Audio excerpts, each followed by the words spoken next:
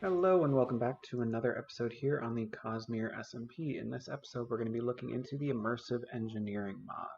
So this mod, you can see all of the items that are included in this mod over here on the right. I included it in the mod pack because it kind of gave me some steampunk vibes, which really I thought meshed well with the whole idea of Mistborn Era 2. Um, so while there are some things that are, you know, relatively well aligned. There are other things that aren't great, but anyways, we're going to start talking today about the resources you need to get going with this. So the first thing you're going to want is the engineer's manual. You make this by combining a lever with a book. The engineer's manual is kind of going to be your guide. Unlike other mods, the immersive engineering mod, you really need to have the book because a lot of the constructions you're going to make are multi-block structures, and you need the book to tell you what to make. So I'm going to start looking through the book. There are different categories. We're going to focus in on the overview and resources, and we're going to talk a little bit about some of the things you can do later on in the mod, and I'll showcase some of those other ones in probably another episode. So as far as resources, a lot of the resources you're going to need for this mod you're going to find in your regular Minecraft experience, all the ores that you need and so on. The one thing I do recommend you get started early is industrial hemp. So you get hemp seeds by breaking grass, and then you plant it and it will grow into industrial hemp, which is this crop right here. Unlike other crops that you plant in farmland, you only want to break the top. I always think of it kind of like sugarcane, because if you break the top, like I'm doing here, it will actually grow back pretty quick. You can see this one already grew back. So it's a pretty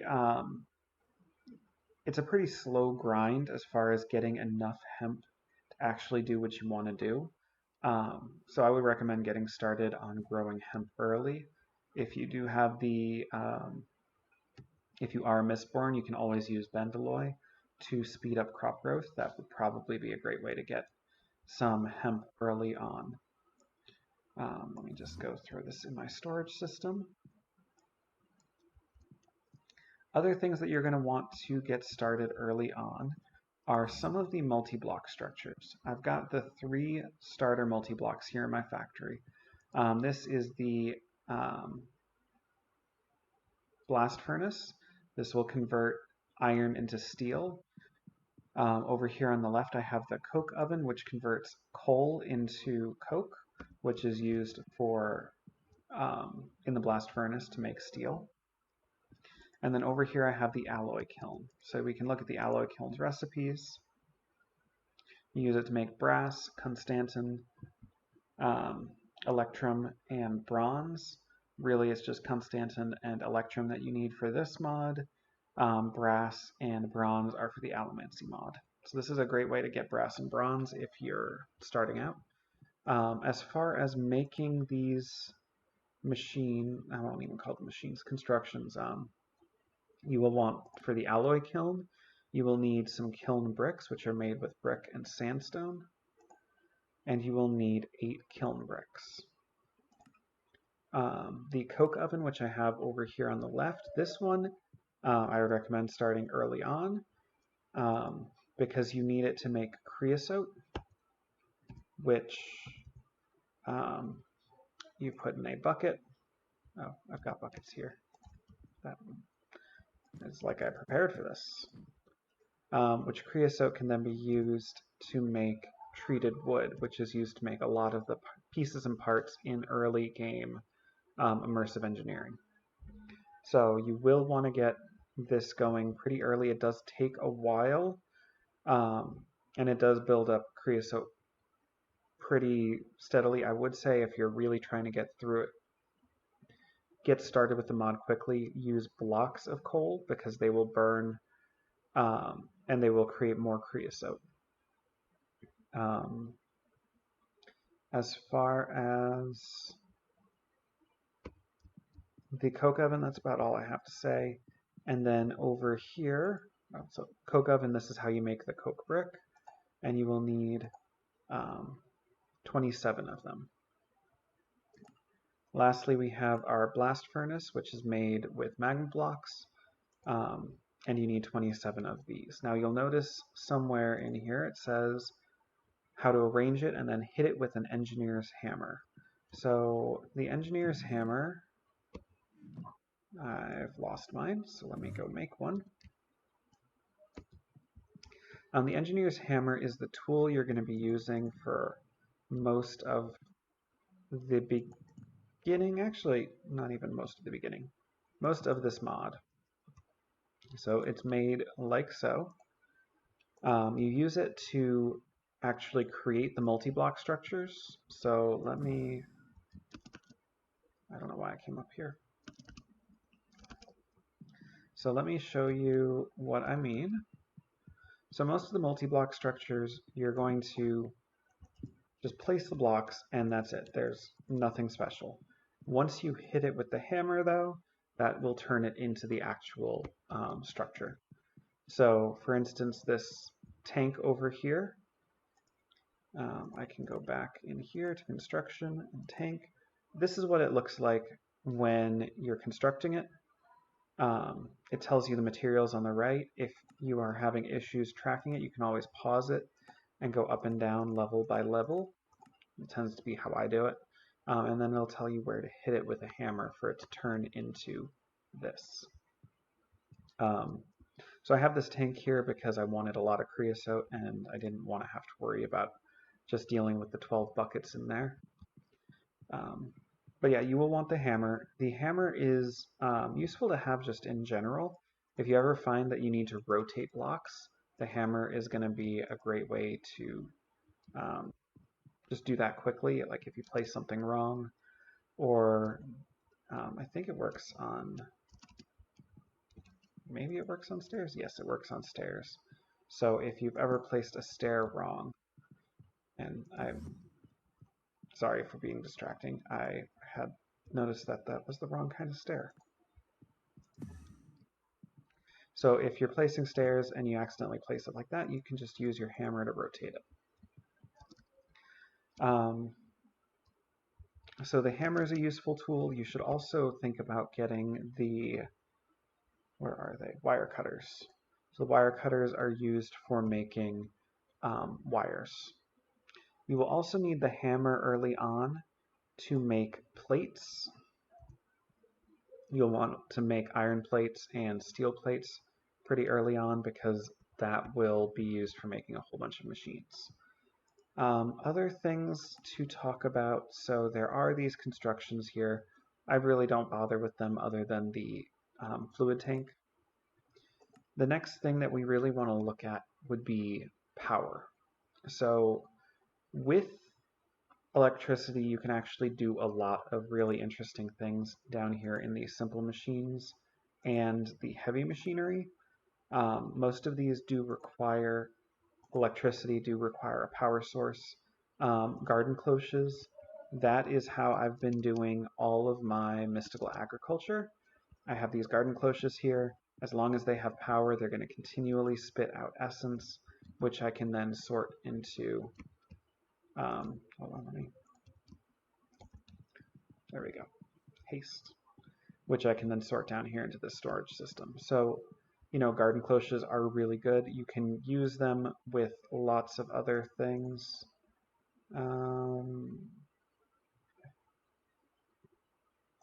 I can't find it in here. There we go. So we can look at all the uses. We can use it for essence, but we could also use it for just regular vanilla crops. It's kind of hard to skim through. You can use it for industrial hemp, potatoes, all of that. So I do recommend the garden cloches as a great way to get things going.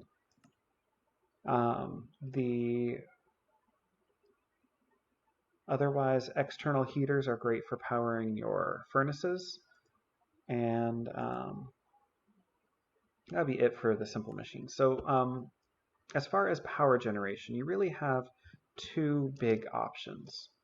There are more options than this, but here I have windmills. So you make these here in power generation. We start with a kinetic dynamo. This can be hooked up to either a water wheel or a windmill. I personally like the windmill. I just like the look of it more. It might generate more power. I honestly don't know which one generates more power. But you make the windmill with these windmill blades, which are made with treated wood. And you will also want to put windmill sails on it, which is made out of the tough fabric, which is made from your industrial hemp. So this is why you want to get that hemp growing really quickly.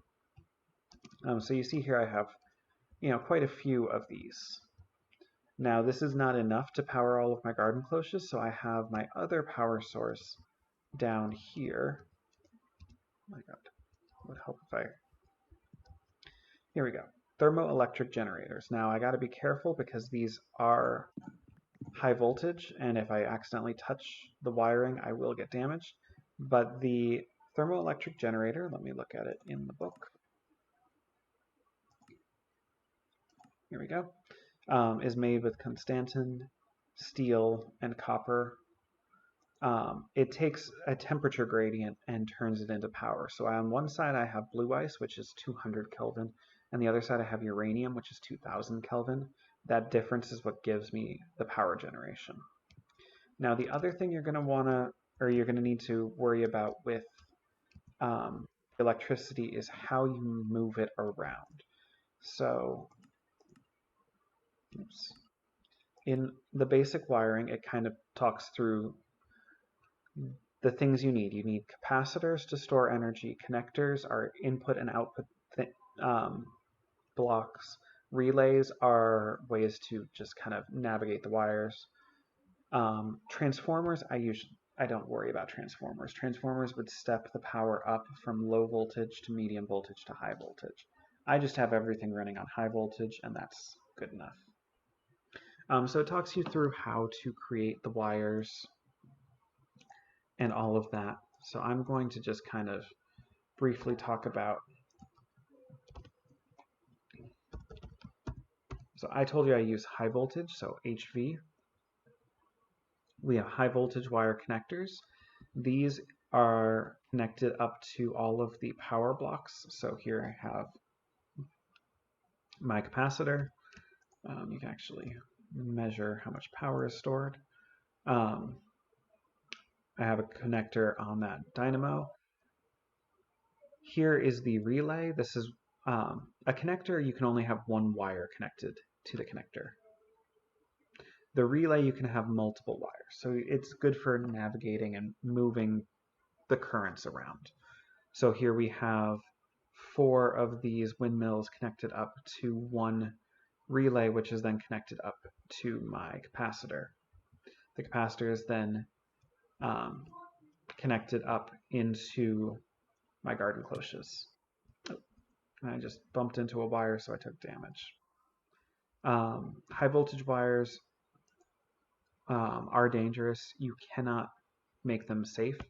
Low voltage and medium voltage, you can actually insulate them so that you don't take damage. So there are other power generation methods. There's the diesel generator, but that's kind of a bit more late game. So as far as things you can do with immersive engineering, I'm just going to showcase 1 or 2 of them. So what I have in here, actually, right here I have all of the ores that you can collect. Some of these ores get processed in a specific way, the other ores get processed differently. Behind, I have these conveyor belts that are extracting and pulling the items out and feeding them into this chain of conveyor belts. Some of the resources are getting thrown into this machine down here called a crusher. This turns ore into, so let me look at the gold ore, and uses crusher. So it turns 1 gold ore into 2 gold grit, which then I can use in a furnace each gold grit gives me 1 gold ingot, so it doubles my ores. Now, unfortunately, not all ore get doubled in the crushing process.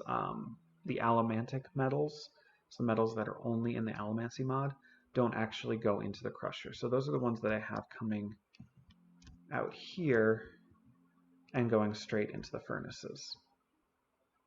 I also have, let me get around. I also have this chest right here. This is just a generic input chest to have items fed, oh, there we go, to have items fed into my furnaces. So my furnaces down here are powered with these external heaters. All of this is wired up to this array of thermoelectric generators. So that's just one way that I've been using the immersive engineering. The other way I've been using it is down over here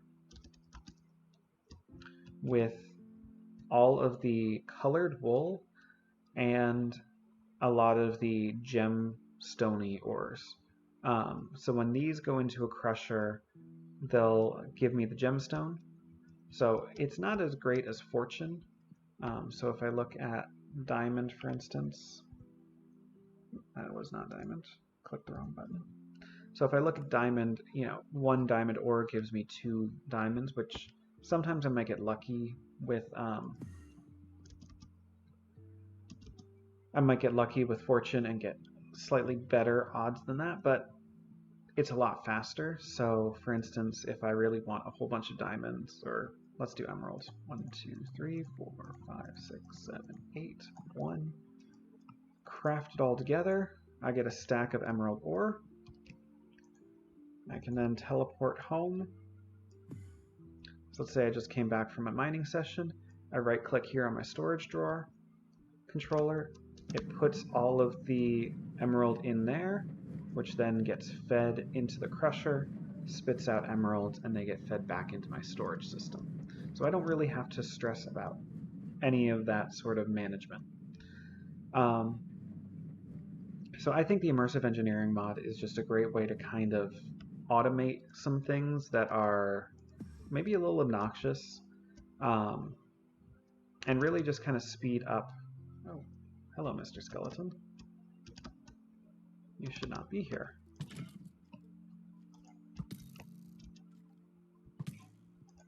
There we go. I probably should have turned on my strength, but whatever. Anyway, so I think the immersive engineering is a, relatively straightforward way at doing some automation.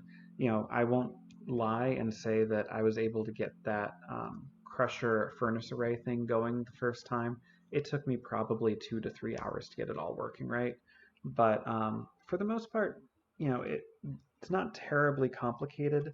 It does require quite a bit of grinding early on, but it does help get rid of the grind later on. So I think I'm going to leave it there. If you've got any questions, feel free to leave comments below. And thanks for watching. If you're interested in playing along and joining the server, you can find the information in the description box below for how to join the Discord. And I hope to see y'all later.